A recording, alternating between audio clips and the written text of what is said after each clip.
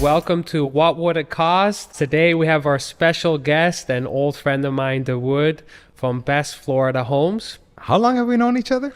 Oh man, I had a flashback to 2008 where we did a long weekend event. I'm pretty sure it was way before that as well too. It's a while ago, man. Let's not talk about those days, but they were definitely great times, and I love our friendship, and we've managed to maintain it for as long as we have as well too. Yeah, definitely, man. I've always been a fan, and I've always seen you move and shake down here because your roots go back to when in Canada? So I moved to Florida in 2002.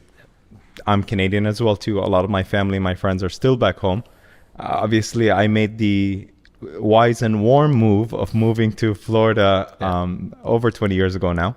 And I'm actually happy that you're in my neck of the woods. Yeah. You could be freezing in Canada right now, but you're here with me and you're wearing shorts. I like it. We hit the pool together. Yeah, we will. Absolutely. I love it.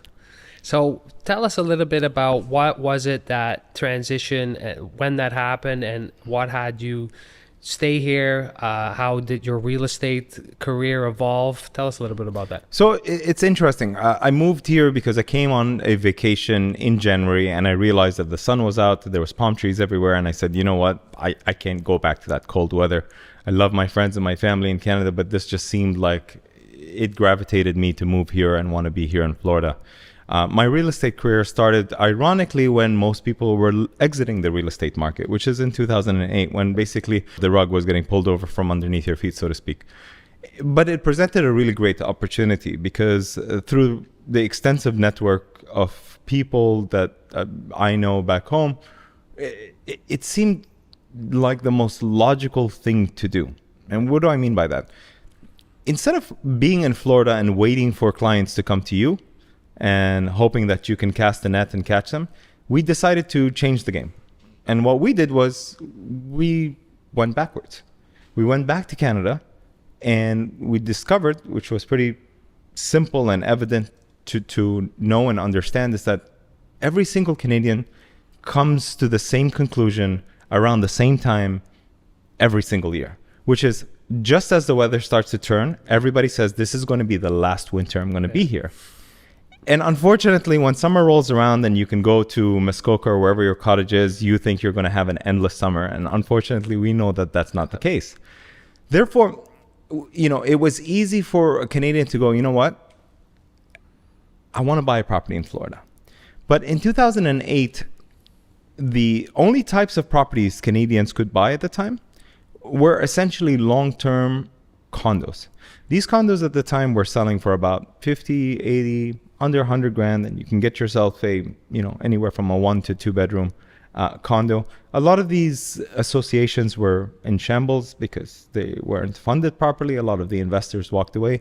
However, the advantage that the Canadian had over a investor in the United States or anywhere else for that matter is you could pretty much say that every Canadian walking on the street that owned a property had anywhere between $50,000 to $150,000 in equity in their home. Yeah. They could easily draw the equity out at the time with a very, very, very nominal amount. I think it was 2% or 1.9% or something incredibly cheap like that, and bring it over to the United States and purchase a property. Now, ironically, when the market crashed in 2008, the Canadian dollar was still at about $1.30, $1.27, $1.25. Shortly after, because the US started to print a lot of money, the Canadian dollar strengthened, and in fact, it was at par, if not even stronger than the US dollar, which posed the perfect storm for a Canadian investor. Why? Because for the first time, a Canadian could buy this property at par. They could go out and essentially buy a property for 80, 100 grand, $120,000. And in fact, we ended up packaging a lot of these properties where we found the tenant in place. We had some great incentives such as property management for 2 years, or HOAs were covered by the developer for 2 years. And Canadians loved it. It was a turnkey, headache-free investment property that they could buy. But unlike any other investor, they were actually able to buy this property on steroids. What do I mean by that? You were buying this property at below replacement cost. You were attaining cash flow. The property appreciated over time. And the X factor that nobody in America could ever take advantage of is that when they sold the property, they could actually get another 25 to 30% lift simply in the exchange rate. Yeah. So imagine these guys borrowed money at, call it 2%, right? The cap rate at the time for these properties were, let's say, 8 or 10%. So essentially, they bought the property for free. Yeah. Yeah. Wrap your head around that. It presented such an interesting opportunity that we had literally hundreds of clients that came down to take advantage of investing in our Florida market. Ironically, that created a business that I've been working on for a decade and a half, which is 90% of my business comes from Canadian investors wanting to invest in Florida. And as times changed, Canadians no longer had to purchase these properties cash, but in fact could start to get financing. America's fastest growing bank, TD USA, started to provide mortgages to Canadians with as little as 20% down. And then you had other players in the market, whether it was an RBC or BMO Harris or whatever the case may be. And now the Canadian taste started to change because they could start to afford more expensive properties, and they started to become either luxury or destination properties. What do I mean by that? You went from an investment property that you wouldn't be able to use, and people would always tell me, listen, on my next property, I want to be able to use it sometimes and then rent it out the other time of the year when I'm not using it. And what ended up happening was the financing started to allow Canadians to purchase in cities like Fort Lauderdale, Miami, Naples, that at one point in time were too expensive to purchase outright cash. But then it also opened up a phenomenal new market, which has also been accelerated through PropTech, which is the short-term rental market, which is probably the biggest and the most successful in the world in Orlando, Florida. Mm-hmm. Why? You have drivers that sustain the tourist economy, such as Disney, Universal, SeaWorld, Legoland, and I can go on and on and on and on, which attract about 78 million people. So let's put that in context. 78 million people, Niels, is annually, double the population of all of Canada, plus HST coming to visit one destination. So you think you're not going to do well on your short-term vacation rental? Yeah. So more and more people started to want to invest in these types of properties. Platforms like Airbnb, VRBO have become accelerators, catalysts for more and more people that want to take advantage of that. And believe it or not, COVID was probably the greatest catalyst for more people to invest in that segment of real estate. When COVID hit, we in Florida experienced COVID for 6 weeks. Yeah. That's as long as our market shut down for. And our governor 6 weeks later said, open up the vacation rentals. All the parks were at capacity. Some days you got turned away when you got to the admission gate because they were at capacity at the time. Yes, it was a reduced capacity, but they were still busy. People were able to utilize these vacation rentals as a way to get away from the little boxes they lived in the skies in whatever cities that they were in. And you started to see a shift from people from New York, Chicago, California, all the way from the other coast wanting to come and move here. And there's a lot of reasons for that.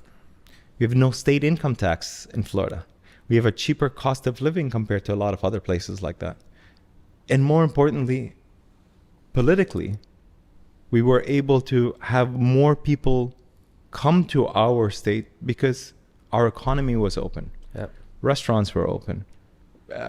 We had concerts. We had other things that made people feel alive again. Yeah, and I think it's not just on the residential level, or the commercial level, like no other time. Like Ontario and Florida go back decades of snowbirds, but I think on a complete new level, commercially and businesses being driven and staying in Florida is like on a whole new level. Yeah, so 17 out of the top 500 Fortune 500 companies now have a headquarter in Florida. Yeah. A lot of the tech companies decided to leave Silicon Valley and start to come here. And why not? Yeah. You have the lifestyle that you want over here. You have the luxury homes if you're looking for that. You have the luxury of having a yacht if you're a boater. Yeah. There's just so many things to do over here. And within a short distance, an hour to 3 hours, you can pretty much cover the majority of the state of Florida, which has, I think, the third largest population or fourth largest population in the country, with, I believe, over close to 22 million people living in one state. Yeah. So from a business perspective, it's great because your customers are a short distance away. Yeah. You know, if you compare that against a country like Canada, where the population is spread throughout the whole country, it's harder to get to more people. Yeah. Tell us a little bit more about Orlando, and what could it start looking like? What would it cost for, let's say, a family to buy, if it's, let's say, vacation home or not in Orlando? Run us through that. Yeah, so I think Orlando is a unique city because it offers a lot of buying strategies for an investor. Orlando has your typical buy and hold strategy if you're looking for a property to invest in and rent out on a long-term basis, because more than 60% of the population in Orlando rents. It's a very transient town. So you have people that are constantly in need of a rental. Rents have gone up about 30%. So from an investment perspective, it's great. Yep. A few years ago, if you were renting out a 2-bedroom for, let's say, for example, $1,300, now you're getting $1,800 or $2,000 for a very mediocre condo. Yeah. We're starting to see more multifamily apartment builders coming in and building out apartment complexes. We're talking about, 20, 30 acres, 15, 16, 20 buildings, great amenities.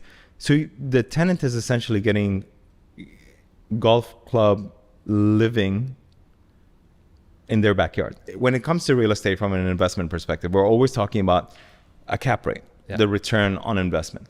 And although a return on investment is very important, we also need to talk about, especially for a Canadian viewer or an international investor, another important key measure, which is a return on lifestyle. Yeah. And that is something that you can achieve here with the least amount of seasonality here. So just like a buy and hold strategy would be a good opportunity for someone to invest, because the properties I think the median price for a property in Central Florida would be about $340,000. I don't think you can go purchase a property in Windsor, Ontario, which is probably one of the cheaper markets, for anything less than $700,000. No. Even as the market starts to shift, markets like here in Florida are maybe correcting a little bit, but you're not seeing that 20%, 30% slump like you're seeing in other parts of the country, because there's tons of people that are moving here. On average, about 1,000 people move to Florida a day. It's literally the last to be affected, of not just because of position where it is geographically, but it's always getting the last bit of what the changes are happening north of the country. But there's also a lot of drivers. We're in the last few years of the baby boomer demographic. They're not going to want to stay in colder climates, especially since they have the cash to want to move and take advantage of cheaper investment properties that they can invest in for their family. They can live in it for as long as they want. They can take advantage of it as a snowbird or as an investment property and leave it for their kids here. These properties will always appreciate. And we've seen it, especially here in such a hot market like Florida. Whether the market trends upwardly or downwardly, real estate always trends upwardly over time. When we're zooming out versus the zoom in. Run us through what, let's say, it looks like with $500,000, you're buying a property in Orlando, and what you're left with is your bottom line. So what would that cost? So I think one of the attractive investments that you could take advantage of in that market, whether it's at that price point or a little bit higher, would be a short-term vacation rental. Mm-hmm. The seasonality, as I mentioned before, is very low. You're looking at the slowest times of the year being when the kids go back to school. So you can rent it out throughout the year. At that price point, you can pretty much get into a 4 or 5 bedroom townhouse that actually has a private pool in the backyard, as well as in many cases, some of these developments are national home builders that are building clubhouses that are cost about $20 million that have the splash pools and the lazy boy rivers and all that kind of stuff.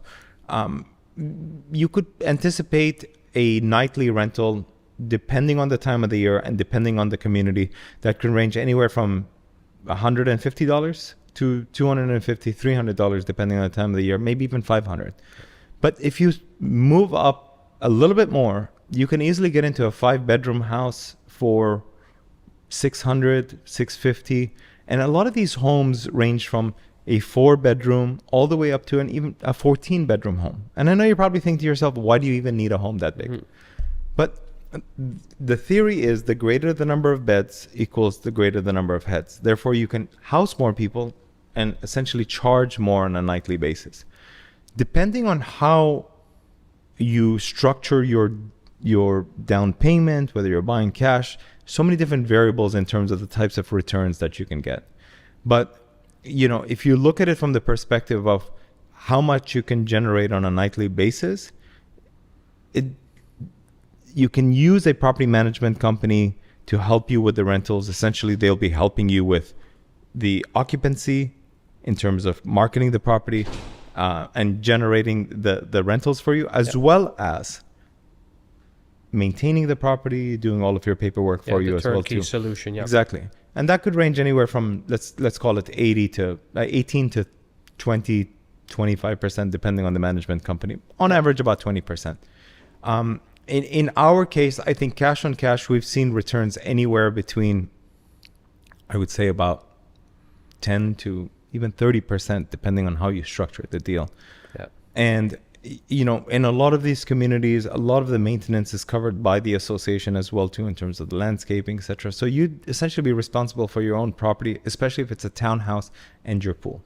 Yeah. So the whole idea is that we've managed to create a turnkey, headache-free solution whereby we're lining them up with mortgage companies like yourself, property management companies, accountants, to be able to go through each and every step of the way to basically take the headache and make the transition as smooth as possible for a Canadian investor. Yeah. A lot of it is going to vary on several factors. Financing, how much money you're putting down. What does your house look like? So ultimately, when we're working with our clients, what we're trying to do is, by understanding trends and we're understanding where the market is going, we want to be able to guide our clients by being able to have their home stand out amongst the crowd. How do you do that? Several ways. Some people will tell you theming is the way to go. Now, I have two minds on that. I can tell you theming can be really great, but let's say all of us, a bunch of guys, are coming to rent an Airbnb. I don't want to stay in the princess room, right? So it depends on how you do that. But upgrading your home, having some nice amenities and features such as a game room, or like converting your garage into a really cool place to go hang out, whether it's pool tables or air hockey, and maybe decorating the whole place like you're inside a Star Wars spaceship would be the reason why you, or for example your wife, would select that home for your family to stay at over another. So we're here to help generate the most amount of profit and occupancy that you can get from your house. I would also recommend tapping into your own network, because somebody like you who has tons of friends back home, your property management company is not going to be able to access those people as well too. So there's a lot of other things that you can do to help increase occupancy and increase your bottom line as well too. Yeah, that's awesome. Dawood, this has been amazing information. Where can people find you online? I think the best way to find me is just shoot me a message on any one of my social media platforms, which is Instagram, LinkedIn, and Facebook, by simply typing in my name, Dawood Bedrosian. And then, of course, you can always visit my real estate website, which is thebestfloridahomes.com, and or my radio show website, which is realsensenow.com. And I'll be more than happy to answer any of your questions about investing in Florida. Yeah, and your radio show is awesome. I love that. I've listened to it many times. So thank you. So good. Thank you for being here. Thank you. So good to be with you.